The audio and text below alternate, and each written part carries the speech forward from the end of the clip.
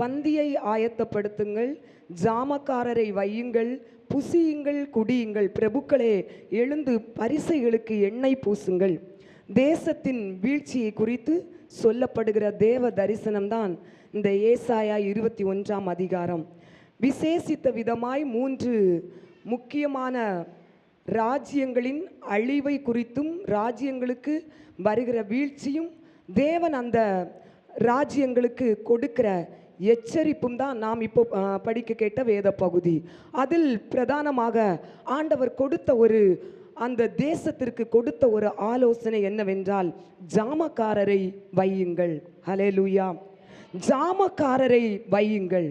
ஜாமம் என்றால் பொதுவாகவே இரவு ராத்திரி வேளையை ஜாமம் என்று சொல்லுவார்கள். ஜாமக்காரர் என்றால் ராத்திரி வேளையிலே காவல் காக்கிற காவலாளர்களை ஜாமக்காரர்கள் என்று சொல்லுவார்கள். ஹல்லேலூயா. ஆனால் வேதத்திலே பார்த்தீங்கன்னா இந்த ஜாமக்காரருடைய பணி எப்படி இருக்கும்? ஜாமக்காரர்கள் எப்பொழுதெல்லாம் தங்களுடைய காவலை காப்பார்கள் என்று வேதம் ஏசாயா 62ஆம் அதிகாரம் 6ஆம் வசனத்திலே சொல்லுகிறது. எருசலேமே, உன் மதில்களின் மேல் பகல் முழுதும் ரா முழுதும் ஒரு காலும் மௌனமாயிராத ஜாமக்காரரை கட்டளையிடுகிறேன். ஹல்லேலூயா. வேதம் சொல்லுகிற ஜாமக்காரன், எருசலேமே, உன் மதில்களின் மேல் பகல் முழுவதும் இரவு முழுவதும் ஒரு காலும் மௌனமாயிராத ஜாமக்காரர்கள். ஹல்லேலூயா.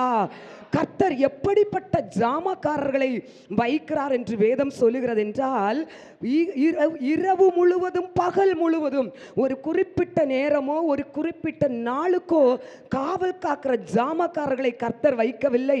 மாறாக எப்பொழுதும் எப்பொழுதும் எப்பொழுதும் காவல் காக்கிற ஜாமக்காரர்களை கர்த்தர் எதிர்பார்க்கிறார். ஹல்லேலூயா. பொதுவாகவே அந்த காலத்திலே நீங்க பார்த்தீங்கன்னு சொன்னா, அரண்மனையிலே ராஜாக்கள் தங்களுடைய தேசத்தை பாதுகாப்பதற்காக அரண்மனை உப்பரிகளை, பால்கனி, நம்ம வீட்டில எல்லாம் பால்கனி இருக்குது பாருங்க, அதே போல அரண்மனையில் உள்ள பால்கனியிலே காவலாளர்களை நியமித்து வைத்திருப்பார்கள். அவர்கள் பார்த்தீங்கன்னு சொன்னா தேசத்தை காவல் காப்பார்கள். தன்னுடைய தேசத்திலே ஏதாவது அசம்பாவிதமான சம்பவங்கள் நடப்பதற்கு ஏதுவாக, தேசத்திலே ஏதாவது சத்துரு நுழைவதற்கு ஏதாவது திட்டம் போடுகிறானா, அவன் ஏதாவது வேவு பார்ப்பதற்கு வருகிறானா என்பதை கவனிப்பதற்காக ராஜா தன்னுடைய உப்பரிகையிலே இந்த காவல்காரர்களை அவர் பணியிலே அமர்த்தி வைத்திருப்பார். ஹல்லேலூயா. இந்த ஜாமக்காரர்களை வைத்திருப்பார். இந்த ஜாமக்காரர்கள் காவல் காப்பது நிமித்தம் அந்த அரண்மனையில் இருப்பவர்கள் இல்லது அந்த தேசத்தில் குடியிருக்கிற ஜனங்கள் தைரியமாகவும் சமாதானமாகவும் பாதுகாப்பும் ஏதுவாக இவர்களுடைய காவல் இருக்கும் என்பதற்கு காரணமாக ஜாமக்காரர்களை அங்கு வைக்கிறார்கள். ஹல்லேலூயா. ஜாமக்காரர்கள் இருப்பது நிமித்தம் தேசத்தில் பயம் மாறும். ஹல்லேலூயா. ஒரு தைரியம், தேசத்திலே சமாதானத்தோடு வாழுவார்கள். ஹல்லேலூயா. ஹல்லேலூயா. இன்றைக்கு நம் தேவன் நம் ஒவ்வொருவரிடம் எதிர்பார்ப்பது, நீங்களும் நானும் தேவன் விரும்புகிற ஜாமக்காரனாய் ஜாமக்காரியாய் மாற வேண்டும். ஏனென்றால் உங்கள் குடும்பத்திலே, உங்கள் வீட்டிலே, உங்கள் கிராமத்திலே நீங்கள் ஒருவர் ஜாமக்காரராக ஜாமக்காரியராக எழும்பி விட்டீர்கள் என்றால் அந்த குடும்பத்திலே இருக்கிற நபர்கள் இல்லது அந்த கிராமத்தில் வாழுகிற ஜனங்கள் தைரியத்தோடும் பாதுகாப்போடும் சமாதானத்தோடும் வாழுவார்கள். ஹல்லேலூயா. அதற்காக தான் இன்றைக்கு கர்த்தர் ஜாமக்காரர்களையும் ஜாமக்காரிகளையும் தேடிக் கொண்டிருக்கிறார். தேவ ஜனமே, இந்த இடத்திலே வந்து வேத வார்த்தையை கேட்கிற உங்கள் ஒவ்வொருவரையும் குறித்த தேவனுக்கு ஒரு திட்டம் உண்டு. தேவன் உங்களை தெரிந்தெடுத்தது, உங்களை அழைத்தது, ரட்சித்தது, அபிஷேகித்தது, வேறு விரிக்கப்பட்ட வாழ்க்கைக்காக உங்களை கர்த்தர் இன்றைக்கு அழைத்து கொண்டு வந்ததற்கு காரணம், உன் வீட்டில் நீ ஜாமக்காரியாயிரு. ஹல்லேலூயா. உன்னுடைய குடும்பத்திலே நீ ஜாமக்காரியாயிரு. நீதான் உன் குடும்பத்துக்காக உத்தரவாதம் எடுக்கிற ஜாமக்காரி. ஹல்லேலூயா. நாம் ஜாமக்காரியாய் இருக்க வேண்டும் என்றால் நம்முடைய வீட்டில் இருக்கிற பால்கனியில போய் உட்கார்ந்து நம்ம காவல் காக்கணுமா? இல்லை. ஹல்லேலூயா. தேவன் எதிர்பார்க்கிற ஜாமக்காரியுடைய பணி, ஜாமக்காரனுடைய பணி எப்படிப்பட்ட பணியா இருக்க வேண்டும் தெரியுமா? எப்பொழுதும் தன்னுடைய குடும்பத்திற்காக, தன்னுடைய பிள்ளைக்காக, இல்ல தன்னுடைய கிராமத்திற்காக திறப்பிலே நின்று நின்று தேவனை நோக்கி மன்றாடுகிறவன் தான் ஜாமக்காரன். ஹல்லேலூயா. கண்ணீரோடு தேவ சமூகத்திலே நின்று உத்தரவாதம் முழங்கால் படிட்டு உத்தரவாதம் எடுக்கிறவன் தான் ஜாமக்காரன். ஹல்லேலூயா. இரவு முழுவதும் பகல் முழுவதும் தேவனை மகிமைப்படுத்தி கொண்டிருக்கிறவன் தான் ஜாமக்காரன். எந்தெந்த குடும்பத்திலே ஜாமக்காரன் நின்று அவன் தேவ சமூகத்தை நோக்கி பார்க்கிறானோ அந்த குடும்பத்திலே தேவ அக்கினி இறங்கும். ஹல்லேலூயா. தேவனுடைய பாதுகாப்பு அந்த குடும்பத்தை சூழ்ந்து கொள்ளும். உங்களுக்கு எதிராக வருகிற சத்துரு உங்கள் குடும்பத்தை அழிக்க வேண்டும் என்று, உங்கள் ஆசீர்வாதத்தை பறிக்க வேண்டும் என்று போராட வருகிற சத்துருவை நீங்கள் ஒரு ஜாமக்காரியாய் நிற்கும் போது அவைகளை உங்க கூடாரத்தை அணுகாதபடி, ஆசீர்வாதத்தை பறிக்காதபடிக்கு உங்க ஜெபம், உங்க உத்தரவாதம், உங்க கண்ணீர், உங்கள் ஆராதனை உங்கள் வீட்டில் உள்ள ஒவ்வொரு நபரையும் பாதுகாக்க போதுமானது. ஹல்லேலூயா. அதனால ஜாமக்காரர்களை கர்த்தர் இன்றைக்கு தேடிக் கொண்டிருக்கிறார். நீங்க தான் உங்க வீட்டுக்குள்ள ஜாமக்காரர்கள். ஒரு வீட்டிலே ஒருவரை கர்த்தர் ஜாமக்காரராய் தெரிந்தெடுக்கிறார். தேவஜனமே, உன் குடும்பத்துக்காக உத்தரவாதம் எடுக்கிற பொறுப்பு கர்த்தர் இன்றைக்கு உன் கையிலே தான் தந்திருக்கிறார். நீ எழும்புவாயா? ஹல்லேலூயா. கர்த்தருக்காக ஒரு ஜெப தீபம் உன் கூடாரத்தில் எப்பொழுதும் எரிந்து கொண்டிருக்கும் என்று எரிந்து கொண்டிருக்க வேண்டும் என்று கர்த்தர் விரும்புகிறார். ஹல்லேலூயா. இன்றைக்கு நம்முடைய பாருங்க, ஒரு ஜாமக்காரருடைய பணி எப்படி இருக்கும் என்று 1 ராஜாக்கள் ஹல்லேலூயா பாருங்க, அந்த 6ஆம் வசனத்தில் பாருங்க. ஹல்லேலூயா. ஆண்டவர் என்னை நோக்கி நீ போய் காண்பதை தெரிவிக்கும்படி ஜாமக்காரனை வை என்று வேதவசனத்திலே சொல்லுவதை பார்க்கலாம். ஒரு ஜாமக்காரனை அல்லது ஒரு ஜாமக்காரியை கர்த்தர் எதற்காக ஒவ்வொரு வீட்டிலேயா இருக்கட்டும், கிராமத்திலேயா இருக்கட்டும், சபையிலேயா இருக்கட்டும் அவர் வைக்க வேண்டும் என்று விரும்புகிறார் என்றால் ஜாமக்காரன் முதலாவது காண்பதை தெரிவிக்க வேண்டும். அல்லேலூயா. ஜாமக்காரன் காண்பதை தெரிவிக்கும்படியாக ஆண்டவர் ஒவ்வொரு கூடாரத்திலும் ஜாமக்காரர்களை வைக்க விரும்புகிறார். அல்லேலூயா. ஒரு ஜாமக்காரனுடைய வேலையை நீங்க பார்த்தீங்கன்னு சொன்னா அவனுடைய ஒரு பிரதான வேலை எதுவாக இருக்குன்னா பார்ப்பது தான், காண்பது தான், இல்லையா? ஒரு அரண்மனை உப்பரிகையில் நின்று கொண்டு ஒரு காவலாளன் வந்து பணி செய்கிறான் என்றால் அவனுடைய முதன்மையான வேலை, டியூட்டி என்னவா இருக்குன்னா பார்ப்பது தான். நாலாபுறமும் அவன் பார்த்து கொண்டே இருப்பான். தன்னுடைய தேசத்துக்கு விரோதமாக ஏதாவது ஒரு அசம்பாவிதமான காரியங்கள் சம்பவிப்பதற்கு ஏதுவான சூழ்நிலை நடக்க போகிறதா என்பதை கவனித்து அவன் பார்த்து கொண்டே இருப்பான். ஹல்லேலூயா. ஒரு ஜாமக்காரனுடைய பார்வை எப்படி இருக்கும் என்று 2 ராஜாக்கள் 9ஆம் அதிகாரம் 17ஆம் வசனம் முதல் 20ஆம் வசனம் வரைக்கும் நீங்க படித்து பார்த்தால் தெரியும். ஒரு ஜாமக்காரனுடைய பார்வை. முதலாவது, கர்த்தர் நம்மை ஜாமக்காரியாகி நம்முடைய கூடாரத்தில் வைப்பதற்கு காரணம் பார்ப்பதை நாம் தெரிவிக்கும்படி. அல்லேலூயா. நாம் காண்பதை தெரிவிக்கும்படி. அப்ப நம்முடைய பார்வை எப்படி இருக்க வேண்டும்? அல்லேலூயா. ஒரு ஜாமக்காரியுடைய பார்வை எப்படி இருக்க வேண்டும் என்று 2 ராஜாக்கள் இந்த 9ஆம் அதிகாரம் 17, 18, 19, 20 வரை உள்ள வசனங்களிலே சொல்லப்பட்டிருக்கிறது. நீங்க உங்க வீட்டில் போய் அந்த வசனங்களை பாருங்க. 17வது வசனம் மட்டும் நான் படிக்கிறேன். இஸ்ரவேலின் கோபுரத்தின் மேல் இருந்த ஜாமக்காரன் அவனுடைய பட்டணத்துக்கு நேராக வருகிறதை பார்த்து எதிரி ஒரு கூட்டமாய் வருவதை பார்த்து அறிவிக்கிறான். அல்லேலூயா. எதிரி ஒரு கூட்டமாய் வருவதை பார்த்து அறிவிக்கிறான். ஒரு அதுக்கு அடுத்து வசனங்கள் எல்லாம் பார்த்தீங்கன்னா அவனுடைய பார்வை பார்த்தீங்கன்னு சொன்னா எதிரி ஒரு கூட்டமாய் வருவதை அவன் பார்க்கிறான். அடுத்து அவனுடைய பார்வை எதிரி என்ன நோக்கத்தோடு வருகிறான் என்பதை பார்க்கிறான். 18ஆம் வசனங்கள் எல்லாம் பார்க்கும்போது 19ஆம் வசனங்களில் பார்க்கும்போது சமாதானத்துக்கு ஏதுவாதான் எதிரி வருகிறானா என்கிறதை கவனிக்கிறான். 20ஆம் வசனம் பார்க்கும்போது எதிரி யார் என்பதை இனம் கண்டு புரிந்து கொள்ளுகிறான். அல்லேலூயா. ஒரு ஜாமக்காரனுடைய பார்வை மிகவும் கூர்மையான பார்வையாய் இருக்க வேண்டும், கவனமான பார்வையாய் இருக்க வேண்டும். அல்லேலூயா. அதற்காக தான் கர்த்தர் நம்மை ஜாமக்காரர்களாய் நம்முடைய கூடாரத்தில் வைத்திருக்கிறார். உங்களுக்கு எதிராய் எதிராளி வரும்போது பாருங்க, நம்முடைய எதிராளி என்பவன் பிசாசு. அவன் ஒரு ஆவிக்குரிய உலகத்திலே வாழுகிறவனாய் இருக்கிறபடியால் அவன் ஆவியாய் இருக்கிறான். ஹல்லேலூயா. அவன் நம்முடைய எதிராளி இன்றைக்கு பிசாசு. இந்த பிசாசு நம்முடைய வாழ்க்கையில எப்படி, எப்போ, எதற்காக, என்ன நோக்கத்திற்காக வருகிறான் என்பதை ஒரு ஜாமக்காரி கவனமாய் கூர்மையாய் கண்டுகொள்ள வேண்டும் என்பதற்காக தான் கர்த்தர் நம்மை தெரிந்தெடுத்திருக்கிறார். ஹல்லேலூயா. இந்த சத்துரு என் வாழ்க்கையில இன்றைக்கு வருகிறான் என்றால் என்னுடைய பிள்ளையுடைய வாழ்க்கையிலே என்ன பிரச்சனையை கொண்டு வருகிறான் என்பதை ஒரு ஜாமக்காரி இனம் கண்டு கொள்ள வேண்டும். இந்த பிரச்சனை, இந்த பிசாசு என் கூடாரத்தில் வந்து போராடுகிறான் என்றால் என்னுடைய தொழிலே, என்னுடைய வேலையிலே, என்னுடைய ஆசீர்வாதத்திலே எதிலே பாதிப்பை கொண்டு வருகிறான் என்பதை ஒரு ஜாமக்காரியால் இனம் கண்டு கொள்ள முடியும். ஹல்லேலூயா. இங்கு வேதம் சொல்லுகிறது பாருங்க, அரண்மனை உப்பரிகையிலே நின்ற ஒரு ஜாமக்காரன் உடைய பார்வை முதலாவது ஒரு கூட்டமாய் வருகிறதை பார்க்கிறார். இன்னும் கவனமாய் பார்க்கும்போது அவன் வந்து சமாதானத்துக்கு ஏதுவாய் வருகிறானா இல்லது பிரச்சனையை உண்டு பண்ண வருகிறானா என்பதை பார்க்கிறது. அடுத்ததாக பிசாசு யார், சத்துரு யார் என்பதை சரியாக மீனம் கண்டு கொண்டான். உங்களுக்கும் எனக்கும் கர்த்தர் அந்த பார்வையை தர போதுமானவர். நம்முடைய கூடாரத்துக்கு விரோதமாய், நம்முடைய பிள்ளைகளுக்கு விரோதமாய், நம்முடைய ஆசீர்வாதத்துக்கு விரோதமாய் வருகிற எல்லா பிசாசின் கிரியைகளையும் படிப்படியாக அணு அணுவாக இனம் கண்டுகொள்ளுகிற ஒரு பார்வையை தான் இன்றைக்கு நாம் ஒவ்வொருவருக்கும் தேவாதி தேவன் வாக்குரைத்திருக்கிறார். அதற்காக தான் தேவஜனமே, நீ ஜாமக்காரியாய் உன் குடும்பத்துக்காக எழும்பு என்று கர்த்தர் சொல்லுகிறார். ஹல்லேலூயா.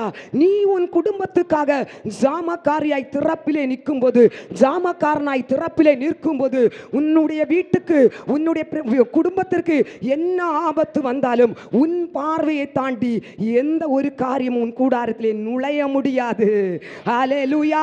ஜாமக்காரன் எல்லாவற்றையும் காண்பான் தேவஜனமே. ஹல்லேலூயா. பாருங்க, எலிசா என்கிற ஒரு தீர்க்கதரிசியுடைய வாழ்க்கையில் ஒரு பெரிய பிரச்சனை வந்தது. அவருடைய வாழ்க்கையில் பார்த்தீங்கன்னு சொன்னால் எதிர் நாட்டு சீரிய நாட்டு ராஜா இந்த எலிசா வாழ்ந்து கொண்டிருக்கிற தேசத்துக்கு விரோதமாய் தேசத்தை அழிக்கும்படியாக பல திட்டங்களை போடுவதை இந்த தீர்க்கதரிசி அறிந்து ராஜாவுக்கு அறிவிக்கிறான். அதனால் அவனுடைய திட்டங்கள், எதிரியுடைய திட்டங்கள் எல்லாம் நிர்மூலமாகிறது. இவர்கள் பாதுகாக்கப்படுகிறார்கள். எலிசா தீர்க்கதரிசியுடைய ஜனங்கள் பாதுகாக்கப்படுகிறார்கள், அழிவில் இருந்து தப்பப்படுகிறார்கள். இதன் காரணம் என்ன? எவ்வளவு ரகசியமாய் நாம் திட்டம் போட்டாலும் அந்த இஸ்ரவேல் ராஜா அறிந்து கொண்டு தப்பி விடுகிறானே, காரணம் என்ன என்று சீரிய ராஜா விசாரிக்கும் போது அவர் அறிகிறார், இஸ்ரவேல் தேசத்திலே ஒரு தீர்க்கதரிசி இருக்கிறார், எல்லாவற்றையும் அறிவித்து விடுவான். ஹல்லேலூயா. ஆனால் தேசம் பாதுகாக்கப்படுகிறது என்று அறிவிக்கிறார்.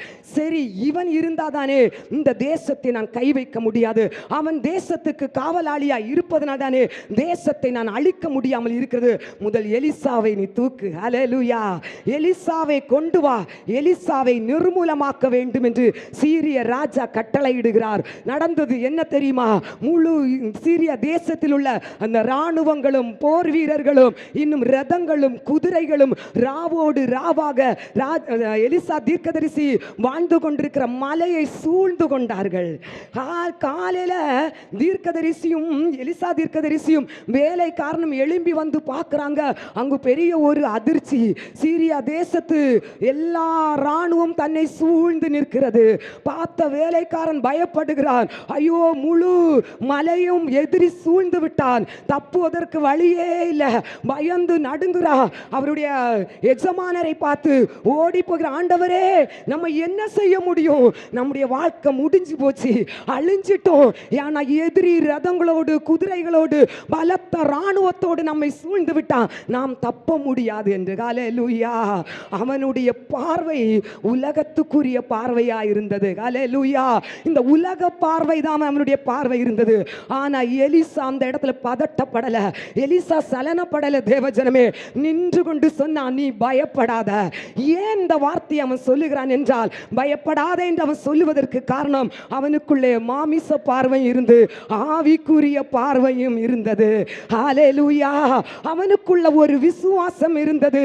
நான் விசுவாசித்திருக்கிறவர் இன்னார் என்று எனக்கு தெரியும், அதனால் இந்த ராணுவம் இன்னை எந்த விதத்திலும் சேதப்படுத்த முடியாது என்கிற ஒரு விசுவாசமும் அவருக்குள் இருந்ததினாலே அவர் சொல்லுகிறார், பயப்படாதே, இந்த சேனையை காட்டிலும் நம் தேவனுடைய சேனை பெரிது. தேவாதி தேவனை குறித்து அறிந்திருந்தது நிமித்தம் அவன் இந்த வார்த்தையை சொல்லுகிறான்.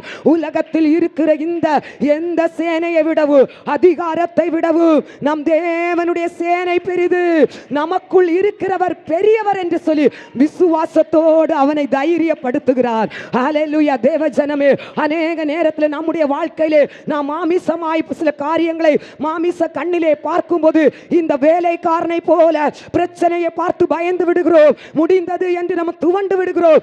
ஏனென்றால் நாம் ஆவிக்குரிய கண்கள் திறக்கப்படாத சூழ்நிலை இருப்பதனால் தான்.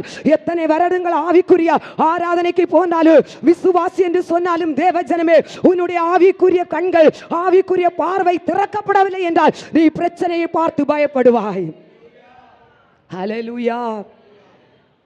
பிரச்சனையை பார்த்து பயப்படாமல் அந்த இடத்திலும் ஒரு எலிசா தீர்க்கதரிசியை போல நிற்க வேண்டும் என்றால் நம்முடைய ஆவிக்குரிய கண்கள் திறக்கப்படணும். ஹல்லேலூயா. பாருங்க, உடனே இவர் பயந்த சூழ்நிலையை பார்த்துட்டு எலிசா தீர்க்கதரிசி சொல்றாரு, ஆண்டவரே, இவன் பார்க்கும்படிக்கு இவன் கண்களை திறந்தருளும். ஹல்லேலூயா. இவன் கண்களை திறந்தருளும் என்று. ஹல்லேலூயா. தேவ ஜனமே, இன்னைக்கு அநேக நேரத்தில் நம்முடைய சூழ்நிலை பிரச்சனை நமக்கு பெருசா தெரியும் போது இல்ல, முடிந்தது, வாய்ப்பில்ல, மருத்துவர்கள் இப்படி சொல்லிட்டாங்க, மனிதர்கள் நான் சில காரியத்திற்காக ஓடி ஓடி போறேன், அவங்க முடியாதுன்னு கை விரிச்சிட்டாங்க, இனி என் வாழ்க்கையில ஒரு ஆசீர்வாதத்தை பார்க்கவே முடியாது, வாய்ப்பே இல்லை என்று நம்ம அநேக நேரத்தில் சொல்லுகிறோம். ஹல்லேலூயா. எப்படி வாய்ப்பில்லாமல் இருக்கும் தேவ ஜனமே? எப்படி வாய்ப்பில்லாமல் நம்முடைய வாழ்க்கையிலே ஒரு ஆசீர்வாதத்தை காண முடியாமல் நம்ம இருக்க முடியும்? ஹல்லேலூயா. நம் கூட இருக்கிறவர் சூரியனையும் சந்திரனையும் நடுவானிலே தரித்து ஒரு நாள் முழுதும் நிற்க வைக்க வல்லமை உள்ள தேவனை தான் நான் விசுவாசித்துக் கொண்டிருக்கிறோம். 4 நாள் ஆகியும் மரித்த சரீரத்தை உயிரோட எழுப்ப அவரால் முடியும் என்றால் நம்முடைய பிரச்சனைகள் என்ன வாய்ப்பில்லை என்று நாம் எப்படி சொல்ல முடியும்? ஹல்லேலூயா. ஆமென். பாருங்க, இந்த தீர்க்கதரிசி சொல்றாரு, ஆண்டவரே, இவன் கண்களை திறந்தருளும் என்று. ஹல்லேலூயா. கண்கள் திறக்கப்பட்டது. பாருங்க, அவனுடைய ஆவிக்குரிய கண்கள் திறக்கப்பட்டது. அக்னிமயமான ரதங்களும் குதிரைகளும் மலை நிறைந்த வசனம் சொல்லுகிறது. பாருங்க, அந்த வசனம் 2 ராஜாக்கள் 6:17 பாருங்க, எலிசாவை சுற்றிலும் அக்னிமயமான குதிரைகளும் ரதங்களும் அந்த மலை நிறைந்திருக்கிறதை கண்டான் வேலைக்காரன். ஹல்லேலூயா. ஹல்லேலூயா. இதுதான் நாம் பார்க்க வேண்டிய பார்வை தேவ ஜனமே. ஹல்லேலூயா. தேவனுடைய சேனை ஆவிக்குரிய காரியங்கள் எப்படிப்பட்டது என்பதை பார்க்க வேண்டிய ஒரு பார்வை நம்முடைய வாழ்க்கையில் இருந்தால் நாம் எந்த விதத்தில் நம்ம தேவனுக்குள்ளே நிலைத்திருக்கிற ஒரு ஜெயமுள்ள ஜீவிதம் வாழுவோம். ஹல்லேலூயா. ஹல்லேலூயா.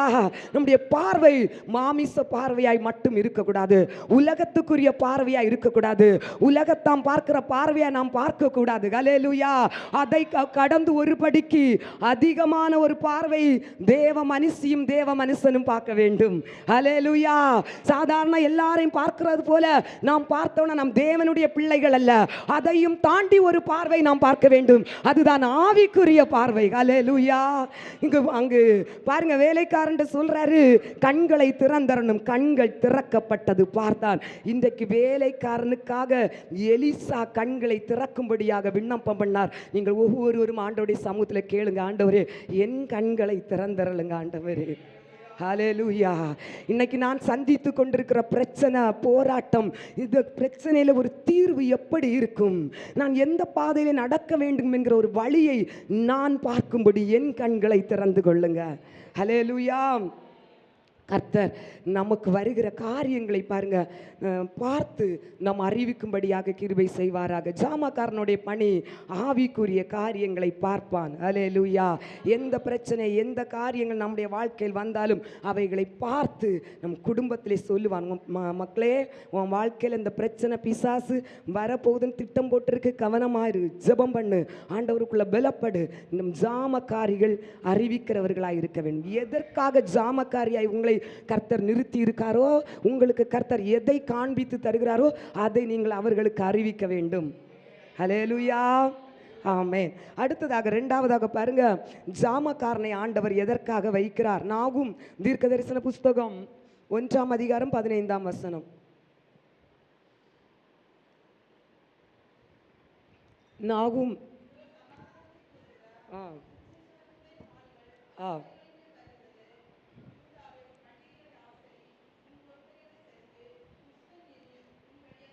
துஷ்டன் இனி உன் வழியாய் கடந்து வருவதில்லை, அவன் முழுவதும் சங்கரிக்கப்பட்டான். ஹல்லேலூயா. இரண்டாவதாக ஆண்டவர் நம்மை நம்முடைய கூடாரத்திற்கு, நம்முடைய குடும்பத்திற்கு, நம்முடைய சபைக்கு ஒரு ஜாமக்காரியாய் நம்மை வைத்திருக்கிறார் என்றால் துஷ்டன் முழுவதுமாய் நம் மூலமாக சங்கரிக்கப்படுவான். ஹல்லேலூயா. சத்துரு முழுசா சங்கரிக்கப்பட வேண்டும் என்கிற ஒரு நோக்கத்தோடு தான் கர்த்தர் உங்களையும் என்னையும் ஜாமக்காரியாய் நம்முடைய கூடாரத்தில் வைத்திருக்கிறார். முழுசா. ஹல்லேலூயா.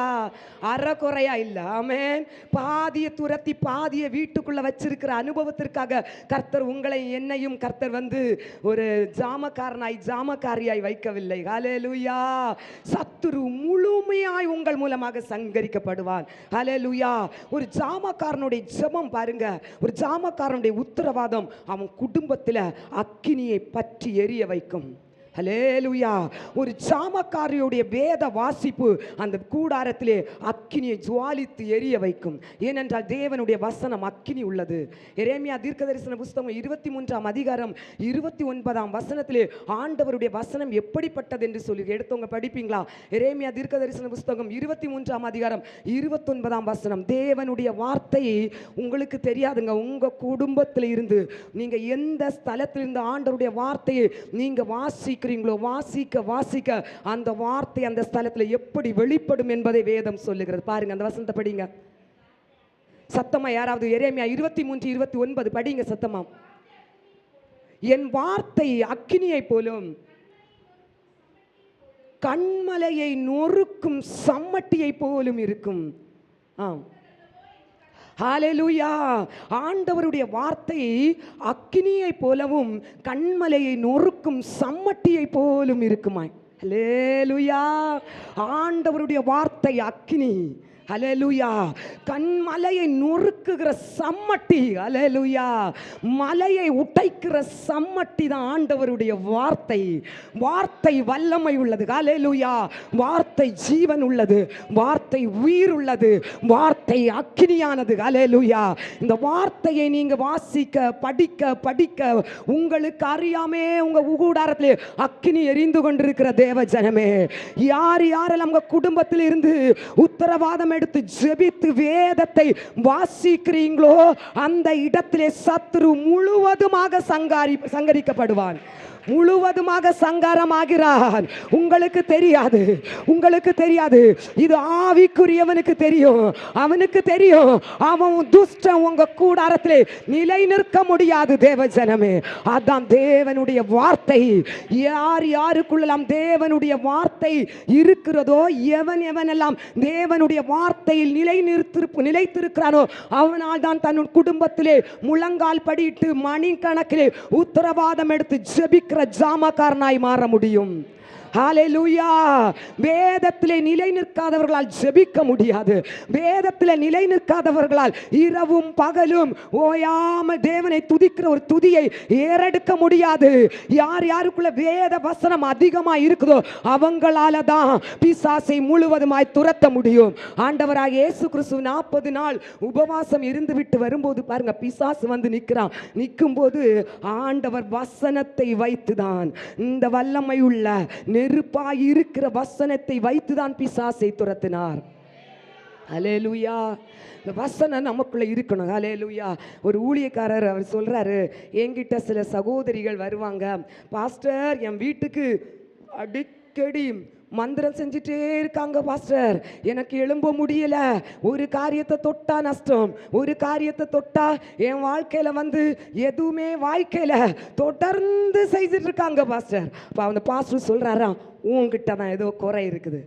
உனக்கு மந்திரம் தொடர்ந்து செய்கிறாங்கன்னா, உன் வீட்டில் மந்திரம் பலிக்குன்னா உன்கிட்ட தான் ஏதோ குறை இருக்கு. ஆவிக்குரியவளுக்கு வாழ்க்கையில் எப்படி மந்திரம் பலிக்கும்? அல்லேலூயா, அல்லேலூயா. வேத வசனம் சொல்லுகிறது பாருங்க, வேதத்திலே இரவும் பகலும் தியானமாய் இருக்கிற மனுஷன் பாக்கியவான். அவன் நீர்க்கால்களின் ஓரமாய் நடப்பட்டு தன் காலத்தில் தன் கனியை தந்து இலையுதிராதிருக்கிற மரத்தை போல் இருப்பான். அவன் ஹல்லேலூயா. அவன் செய்கிறது வாய்க்கலனா, அவன் செய்கிறதுல நஷ்டம் வருதுன்னா, அவனுடைய ஆசீர்வாதம் ஒரு பொத்தல் பையில போடுறது போல போகுதுன்னா, வேத வாசனம் வேத தியானம் ஒரு ஆவிக்குரியவளுக்கு வீட்லயோ ஆவிக்குரியவன் வீட்லயே இல்லை என்பதுதான் காரணம். ஹல்லேலூயா. இஸ்ரவேலுக்கு விரோதமாய் மந்திரமும் இல்லை, யாக்கோபுக்கு விரோதமாய் குறி சொல்லுதலும் இல்லை.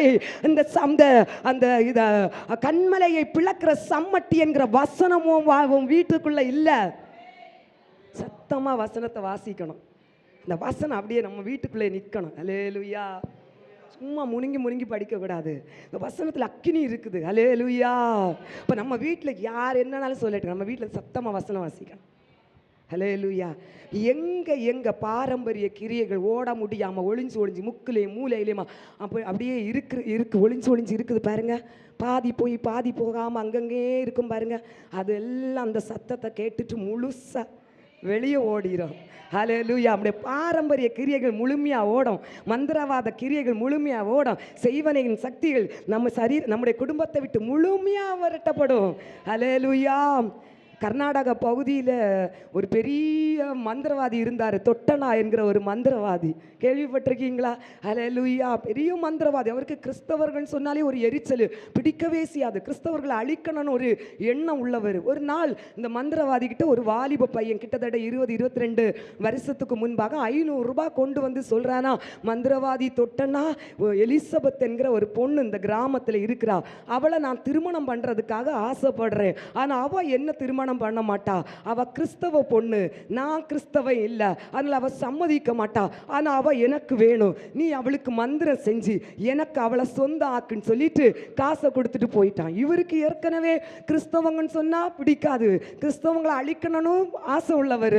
அதனால இந்த கிறிஸ்தவ பொண்ணு தானே, அவளை நான் பார்த்துடலாம்னு சொல்லிட்டு காசும் வாங்கிட்டு பாருங்க, எலிசபெத்து போன இடம் எல்லாம் வாய்ப்பு கிடைக்கும் போது அவளுடைய காலடி மண்ணை எப்படியாவது எடுத்துடணும்னு சொல்லி ஒளிஞ்சு இருந்துட்டு மண்ணை எடுத்துட்டாரு. அடுத்து அவளுடைய முடி, ஒரு பொண்ணை அவளுக்கு நல்லா கூட பழகிறதுக்காக ஒரு பொண்ணை அனுப்பிவிட்டு அவளுக்கு தலைமுடியும் ஒன்று எடுத்துட்டு ராத்திரி வேளையில் பார்த்தீங்கன்னா யாரும் இல்லாத நேரத்தில் ராத்திரி சுடுகாட்டில் இருந்து ஒரு எலுமிச்சம்பழமும் வச்சுட்டு மந்திரவாதி தொட்டனா இந்த எலிசபெத்துக்கு மந்திரவாதம் செய்கிறாரு. எலிசபெத்துக்கு மந்திரவாதம் பலிச்சுன்னு சொன்னா எலிசபெத்துக்கு அவன் சொந்தம் ஆகிடுவான். ஹல்லேலூயா. அதனால ராத்திரி இருந்து அந்த எலுமிச்சம்பழத்தை முன்னால பூஜை பண்றாரு, மந்திரம் ஓதுறாரு. 1000-1500 மந்திரங்களை ராத்திரி இருந்து அந்த எலுமிச்சம்பழத்தை பார்த்து ஓதி இருக்காரு. எலுமிச்சம்பழம் உயிரடைஞ்சிட்டுனா எலிசபெத்துக்கு மந்திரவாதம் பலிச்சிட்டு, அதுதான் அடையாளம். உடனே பார்த்தீங்கன்னு சொன்னா பேசிட்டு இருக்க, அப்படியே அந்த மந்திரம் பலிக்கிறதுக்குள்ள எல்லா அடையாளமும் வந்துட்டு அந்த நேரத்தில் இவர் ரொம்ப ரொம்ப பரபரப்பா எலிசபெத்துக்கு மந்திரம் பலிக்க போகுது, எலுமிச்சம்பழம் உயிரடைய போறதுன்னு சொல்லி அவர் நல்லா பூஜையை பண்ணிட்டே இருக்கிறார் பாருங்க. அந்த நடு ராத்திரி திடீரென்று பயங்கரமான ஒரு வெளிச்சம் அந்த சுடுகாட்டுல பிரகாசிக்குது. இவருக்கு பயம், இந்த வெளிச்சம் இந்த இருளான சுடுகாட்டுல பிரகாசிக்கிறதுக்கு சாத்தியமே இல்லை. வெளிச்சத்தை பார்த்து மிகப்பெரிய மந்திரவாதி பயந்து நடுங்குறான். இது என்ன வெளிச்சம், இது என்ன வெளிச்சம், இது என்ன வெளிச்சம், ஐயோ எலிசபெத்துக்கு மந்திரம் பலிக்க வேண்டிய நேரம், எலுமிச்சம்பழம் உயிரடைய நேரம், இப்ப அந்த வெளிச்சம் எப்படி வந்தது அப்படியே பார்க்கிறான் பாருங்க. வெளிச்சத்துக்குள்ள இருந்து ஒரு உருவம் நின்று கேட்கிறாரு, சத்தமாய் சொல்லுது பாருங்க, மந்திரவாதி ஏன் பிள்ளைக்கா என்னையே தெய்வமாய் வழிபட்டு கொண்டு என்னையே ஆராதித்து கொண்டது ஏன் பிள்ளைக்கா நீ மந்திரவாதம் செய்கிற? உன் மந்திரத்தை நான் கட்டிட்டேன், உன் மந்திரத்தை கட்டிட்டேன், நீ எல்லாத்தையும் தூக்கி எறிஞ்சிட்டு நீ இந்த இடத்துல இருந்து எழும்பிரு இன்றும் அந்த வார்த்தை அவனுக்கு நேராய் வந்தது. நடந்த உண்மை. ஹல்லேலூயா. நான் கதை கட்டல. மந்திரவாதி தொட்டானோட சாட்சி இன்னைக்கு யூடியூப்ல இருக்கு, எடுத்து பாருங்க. ஹல்லேலூயா. அப்படி ஆண்டவர் சந்தித்தார். எந்த கிறிஸ்தவ பாஸ்டரை எதிரியா நினைத்தாரோ, இயேசு கிறிஸ்துவை தரிசித்த அந்த மாத்திரத்திலே பார்த்தீங்கன்னா ஓடி போய் ஆராதனை நடந்து கொண்டிருக்கும் போதே அந்த ஊழியக்காரருடைய பாதத்தில் மந்திரவாதி தொட்டனா அப்படியே முழங்கால் படிவிட்டு விழுந்து, நீங்க ஆராதிக்கிற இயேசு ஒருவரே மெய்யான தெய்வம், அந்த இயேசுவை முழு உள்ளத்தோடு ஆராதிக்கிற தேவ ஜனத்திற்கு எந்த விதத்திலும் மந்திரம் பலிக்காது என்று மந்திரவாதி தொட்டனா சொன்ன சாட்சி தேவ ஜனமே. ஹல்லேலூயா. நமக்கு மந்திரம் பலிக்குன்னா நம்ம கிட்ட குறைவு இருக்குது. ஹல்லேலூயா. ஆமென். ஹல்லேலூயா. நம்ம தேவனுக்குள்ளால நம்ம இன்னும் அதிகமாய் முழங்கால் ஊன்றி ஜெபிக்க மந்திரவாதங்கள் எல்லாம் நிர்மூலமாகி போகும். ஹல்லேலூயா. முழுமையாய் மாறி போகும். இன்னும் ஒரே ஒரு சம்பவத்தை மட்டும் நான் சொல்லுகிறேன் பாருங்க. ஒரு கிட்டத்தட்ட 5 வருடங்கள் 4.5 வருடங்கள் இருக்கும். ஒரு நாள் ராத்திரிக்கு 11:30 மணிக்கு எங்களுக்கு ஒரு ஃபோன் கால் வருது. நாங்கள் எடுத்து பேசும்போது ஒரு பொம்பளை பிள்ளையோட பெற்றோர்கள் கால் பண்ணி பதட்டத்தோடு அழுறாங்க. பிரதர், சிஸ்டர், என்னுடைய பிள்ளை ஒரே மகள் தற்கொலை பண்ணுறதற்காக பூச்சி மருந்து எடுத்து சாப்பிட்டுட்டா, ஹாஸ்பிட்டல் அவளை அட்மிட் பண்ணியிருக்கிறோம், எதுவுமே எங்களுக்கு சொல்ல முடியாது, பகல் வரைக்கும் எந்த ஒரு கேரண்டி நாங்கள் கொடுக்க முடியாது, அவளுக்கு ஜீவனுக்கு நாங்கள் எந்த உத்தரவாதம் சொல்ல முடியாது, அதனால் என் மகளுக்காக ஜெபித்து கொள்ளுங்கள் என்று சொன்னாங்க. உடனே நாங்கள் ஜெபம் பண்ணோம், அந்த பிள்ளைக்காக ஜெபம் பண்ணோம். அவங்களும் அநேகருக்கு தெரிந்தவர்களிடமெல்லாம் சொல்லி ஜெபிக்க சொன்னாங்க. இந்த பிள்ளையுடைய ஜீவனை பாதுகாப்பதற்காக கர்த்தருடைய பெரிதான கிருபையினால் அந்த பிள்ளை பாதுகாக்கப்பட்டாள். ஹல்லேலூயா. நாட்கள் சென்றது. 1 மாதம் கழித்து அந்த சகோதரி என்னோடு பேசினார்கள். நான் அவங்க கிட்ட கேட்டேன், எப்படி இது நடந்தது, ஏதாவது சண்டையா, ஏதாவது பிரச்சனையா அவங்க வாழ்க்கையில அப்படின்னு சொல்லும்போது, இல்ல சிஸ்டர், எங்களுக்கு எந்த பிரச்சனையும் இல்லை, நல்லா தான் சாப்பிட்டுட்டு நல்லா பேசி சாப்பிட்டுட்டு போய் தூங்க போனோம். ஆனா பாத்தீங்கன்னா திடீர்னு சொல்லிட்டு இவன் அந்த பூச்சி மருந்து எடுத்து சாப்பிட்டுட்டு அந்த ரொம்ப கஷ்டத்தினால சத்தம் போடும்போது நாங்க அவளை போய் பார்த்து காப்பாற்றி ஹாஸ்பிட்டல்ல கொண்டு அட்மிட் பண்ணோம் அப்படின்னு சொல்றாங்க. ஹல்லேலூயா. அப்ப அவள்கிட்ட ஏன் இப்படி பண்ணுனேன்னு சொல்லி பெற்றோர்கள் கேட்கும்போது அவள்கிட்ட ஒரு ஆவி அவளுக்கு பக்கத்தில் வந்து நின்று சொல்லிச்சுதான், பூச்சி மருந்து இருக்கு பாரு, எடுத்து சாப்பிடு அப்படின்னு சொல்லிட்டு அவளை ரொம்ப தொந்தரவு பண்ணி கொண்டே இருந்ததாம். ஹல்லேலூயா. அதனால் அவள் எதை எடுத்து சாப்பிட்டு விட்டாளாம். ஆமென். ஹல்லேலூயா. அது மட்டும் இல்லாமல் சிஸ்டர், அது மட்டும் இல்லை, எங்கள் வீட்டில் பார்த்தீங்கன்னா ராத்திரி ஆயிட்டுனா யாரோ நடக்கிறது போல, யாரோ அங்கே போகிறது போல, பாத்திரங்க உருளுறது போல, கோழி சத்தம் போடுறது போல, இன்னும் சுவரில் பார்த்தீங்கன்னா ஏதோ வித்தியாசமான உருவங்கள் எல்லாம் அப்படியே ஊறுறது மாதிரி எங்களுக்கு எப்போவுமே ஒரு ஒரு அந்தகாரத்துக்குள்ள வாழுகிற ஒரு அனுபவம். நாங்கள் எவ்வளோ கஷ்டப்பட்டு கட்டின வீட்டை விட்டுட்டு போகிறதுக்கும் எங்களுக்கு வழி இல்லை, எப்படி வாழ்றதுன்னே தெரியல சிஸ்டர். எங்களுக்கு ஒவ்வொரு நாள் எங்கள் வாழ்க்கை நரகம் போல சென்று கொண்டிருக்கிறது என்று. இப்ப நான் அவங்கள்ட்ட சொன்ன, சிஸ்டர், அவங்க ஆவிக்குரிய அனுபவம் இல்லாதவங்க சிஸ்டர், நீங்க தேவனுடைய வல்லமையினால் நிரப்பப்படணும். ஹல்லேலூயா. உங்க வீட்டுக்குள்ள இருக்கிற எல்லா அந்தகார வல்லமைகளும் முழுமையாய் வெளியேறணும்னு சொன்னா நீங்க தேவனுடைய வல்லமையினால் நிரப்பப்படணும். நீங்க தேவனுடைய அக்கினி அபிஷேகத்தினால் நிரப்பப்பட்டு நீங்க உங்க கூடாரத்தில் இருந்து முழங்கால் படிட்டு ஜெபிச்சா மட்டும்தான் இந்த அந்தகார வல்லமைகள் முழுமையாக உங்க கூடாரத்தை விட்டு வெளியே போகும் என்று. இந்த சிஸ்டர் அதுக்கப்புறம் ஜெபிக்க தொடங்கினாங்க. அவங்களுக்கு ரொம்ப தெரியாது அக்கினி அபிஷேகம் சொல்றாங்க. ஆண்டவரே எனக்கு அந்த அக்கினி அபிஷேகத்தை தாங்க. ஜெபிக்கிறாங்க அந்த சகோதரி. 2 மாதம் கழிந்த பிறகு ஒரு விசேஷ அபிஷேக கூட்டத்துக்கு போனாங்களாம். அங்கு செய்தி முடிந்த பிறகு அந்த ஊழியக்காரர், யாராவது நீங்க அபிஷேகத்துக்காக வாஞ்சியோடு இருக்கிறீங்கன்னா வாங்க, ஜெபிக்க வாங்க, முன்னால வாங்கன்னு சொல்லி கூப்பிட்டுருக்காங்க. இவ உடனே எழும்பிட்டா, யோசிக்கவே இல்லை, இவளுக்கு வேணும், எனக்கு அக்கினி அபிஷேகம் வேணும். ஹல்லேலூயா. என் வீட்டில் இருக்கிற எல்லா அந்தகார வல்லமைகள் முழுமையாக வெளியேற்றுவதற்குரிய ஒரு வல்லமை, ஒரு அக்கினி எனக்குள்ள வேணும், எனக்கு அந்த அபிஷேகம் வேணும்னு சொல்லி அவ இருந்த இடத்துல இருந்து ஓடி வந்து அந்த ஊழியக்காரர் முன்பாக முழங்கால் படிட்டா. அந்த ஊழியக்காரர் அவளுக்காக ஜெபித்தார் பாருங்க. அவளுக்குள்ளே தேவ ஆவியானவர் அக்கினியாய் இறங்கினார். ஹல்லேலூயா. தேவ வல்லமையால் நிரப்பப்பட்டால் புதிய பலத்தோடு தன் கூடாரத்துக்குள் போனாள். முழங்கால் படிட்டு கர்த்தர் கொடுத்த அந்த அக்கினிமயமான பாஷையை எடுத்து பேச ஆரம்பித்தாள். ஆரம்பித்தா. தேவனுடைய வார்த்தையை எடுத்து சொல்ல ஆரம்பித்தா. ஹல்லேலூயா. ஏய் பிசாசே, ஏ அந்தகார வல்லமையே, இந்த வீடு எனக்கும் என் பிள்ளைகளுக்கும் உரியது. நீ இந்த கூடாரத்துக்குள்ள உட்காரதுக்கு உனக்கு நான் அனுமதி தர மாட்டேன். இந்த வீடு உனக்கு சொந்தமல்ல. இது ஆவியானவர் உலாவுகிற இடம், தேவ அக்கினியால் நிரப்பப்பட்ட இடம். இனி நீங்க இருக்க முடியாது.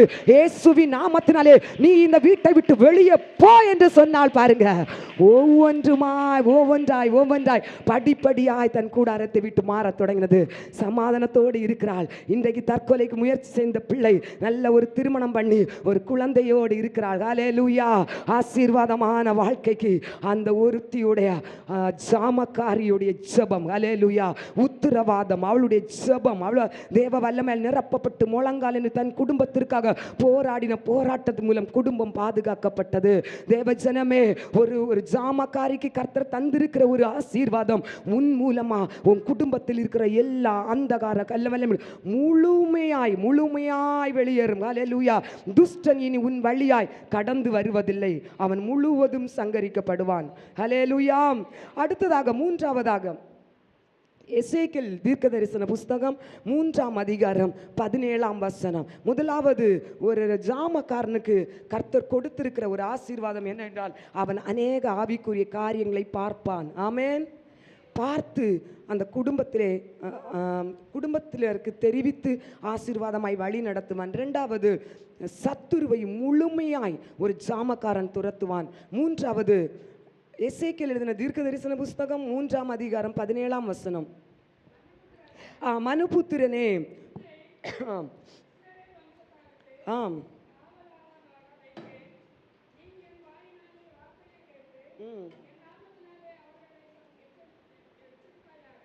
மனுபுத்திரனே, உன்னை இஸ்ரவேல் வம்சத்தாருக்கு காவலாளனாக வைத்தேன். நீ என் வாயினாலே வார்த்தையை கேட்டு என் நாமத்தினாலே அவர்களை எச்சரிப்பாயாக. மூன்றாவது, ஒரு ஜாமக்காரனுக்கு ஆண்டவர் கொடுத்திருக்கிற ஒரு ஆசீர்வாதம் என்ன என்றால், அவன் எச்சரிக்க வேண்டும். ஹல்லேலூயா. எச்சரிக்க வேண்டும். நம்ம எச்சரிக்க வேண்டிய நேரத்தில் எச்சரிக்கிற ஒரு பொறுப்பை ஜாமக்காரர்களுக்கு கர்த்தர் தந்திருக்கிறார். ஹல்லேலூயா. நம்ம பிள்ளைங்க பாருங்க, பிள்ளைங்களுடைய வாழ்க்கையில் சில நேரத்தில் பாவமான ஒரு வாழ்க்கைக்கு பிள்ளைங்க போகும்போது நம்ம உத்தரவாதம் எடுத்து ஜெபிக்கிற நம்ம எச்சரிக்கணும். பிள்ளைங்களை பல அழிவிலிருந்து அந்த எச்சரிப்பு பிள்ளைகளை பாதுகாக்கும். ஹல்லேலூயா. எச்சரிப்பு பிள்ளைகளை நிலைநிறுத்த வைக்கும்.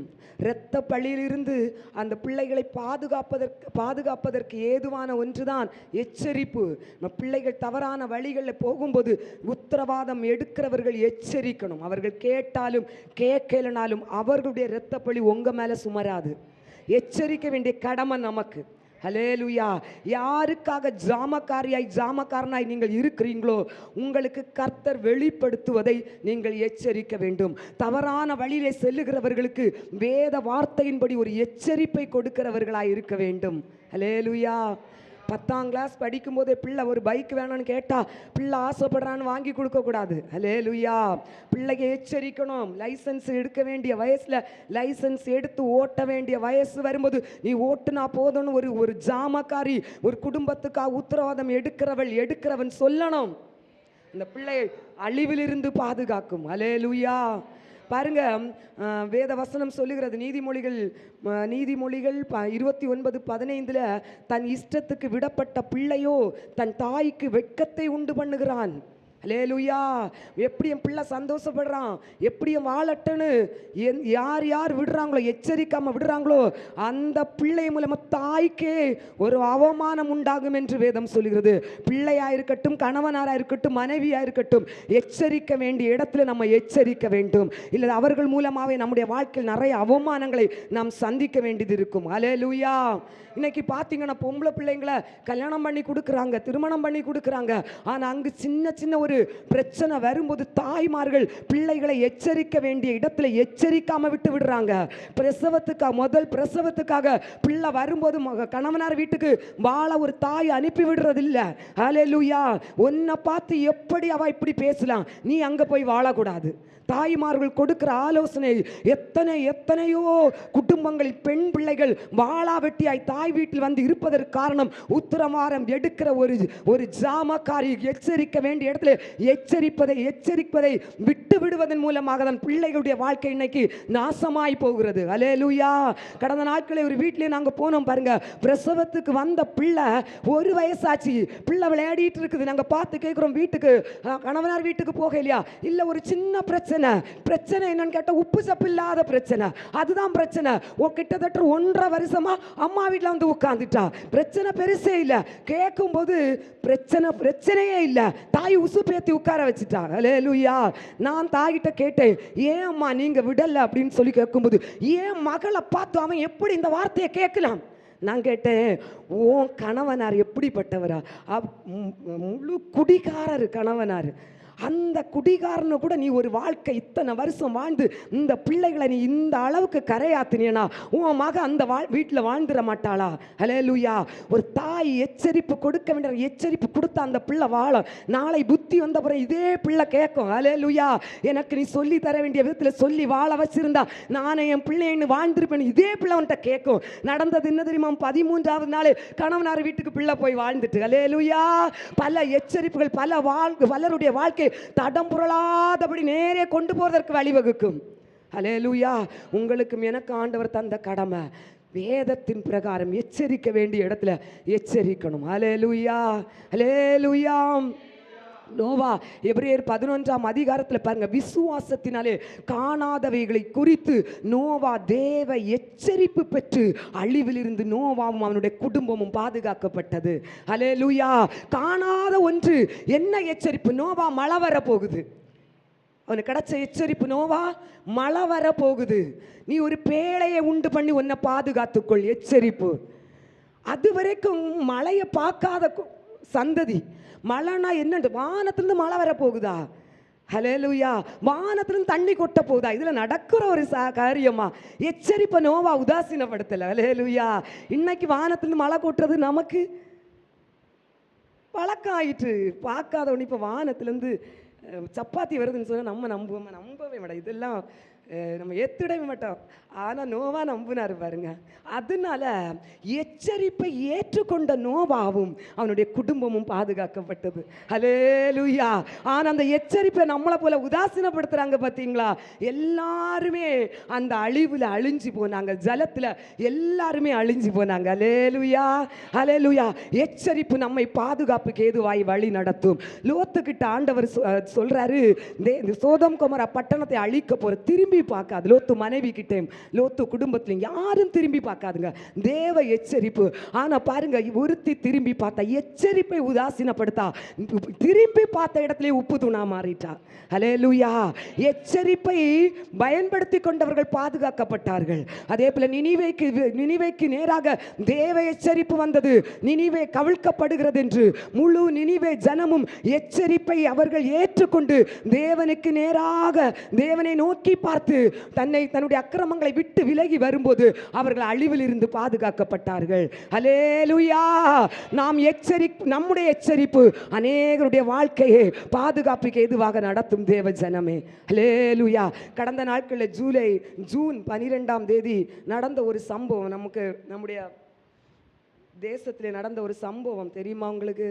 என்ன பிள்ளை நடந்து? அகமதாபாத்தில் வச்சு லண்டனுக்கு புறப்பட்ட ட்ரெயின் வந்து ஃப்ளைட் வந்து ஆக்சிடென்ட் ஆகி அதில் இருந்த ஒருத்தர் தவிர மீதி எல்லாருமே இறந்துட்டாங்க. பார்த்தீங்களா? 241 பேர் கருகி இறந்துட்டாங்க. இப்படிப்பட்ட ஒரு பயங்கரமான ஒரு சூழல் நம்முடைய தேசத்தில் இப்போ நடந்தது. ஆனால் இந்த விபத்து நடந்ததுக்கு பிறகு ஒரு சிலர் தன்னுடைய காரியங்களை அவங்க செய்தியில் அறிவிச்சிருக்கிறாங்க. அதில் என்னென்னா ஒரு சிலர் வந்து அந்த ஃப்ளைட்டு அந்த விமானத்தில் பிரயாணம் பண்ணுவதற்காக அவங்க வந்து டிக்கெட் புக் பண்ணியிருந்தவங்க 1 மணி 2 மணிக்கு முன்பாக டிக்கெட்டை கேன்சல் பண்ணியிருக்காங்க. அதில் ஒருத்தர், அவருடைய பேர் பியாஸ் என்கிற ஒருத்தர் வந்து சொல்கிறாரு, நான் 2 வருடம் கழித்து என்னுடைய தாய் தகப்பன் என்னுடைய சொந்த பந்தங்களை பார்ப்பதற்காக இந்த ஊருக்கு வந்திருந்தேன். என்னுடைய லீவு முடிச்சுட்டு அம்மாட்ட சொல்லிட்டு இந்த ஃப்ளைட்டில் இந்த விமானத்தில் நான் கிளம்புறதுக்காக நான் அம்மாட்ட ஒரு ஆசீர்வாதம் வாங்குறதுக்காக போய் நிற்கும்போது அம்மா என் கையை பிடிச்சாங்க.